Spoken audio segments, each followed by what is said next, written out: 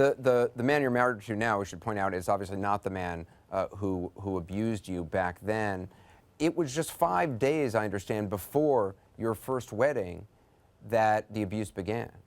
Yes, that's exactly right. And there had been no hint of violence before that.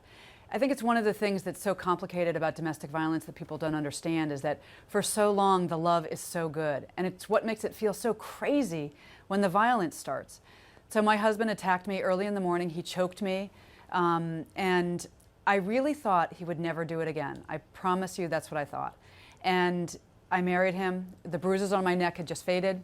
And then he beat me twice more on our honeymoon. And for the rest of our marriage, he proceeded to attack me, you know, every few days, every few weeks. And it was something that nothing in my life could have prepared me for. And also, believe it or not, it wasn't until after the relationship ended that I realized that I was a battered woman. Well, you know, we just had a guest, Carol Costello, on in the last hour, who said the exact same thing happened to her, not to that extent, but that it was years before she realized, wait, what happened to me was a crime.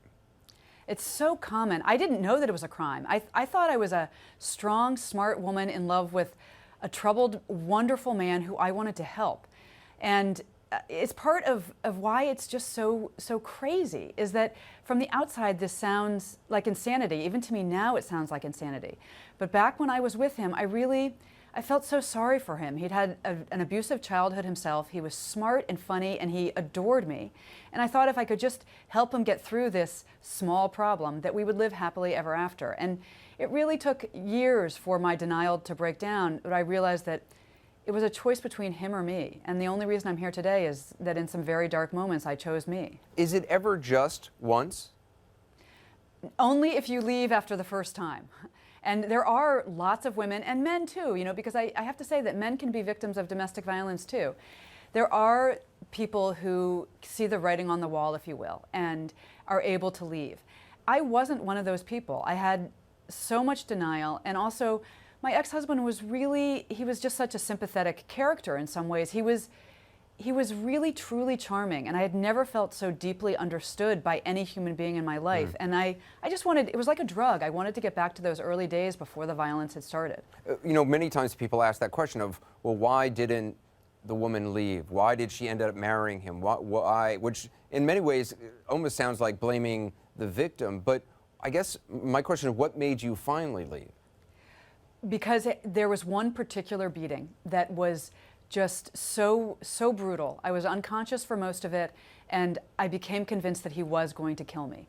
And I somehow was able to leave. Something changed in me during that time.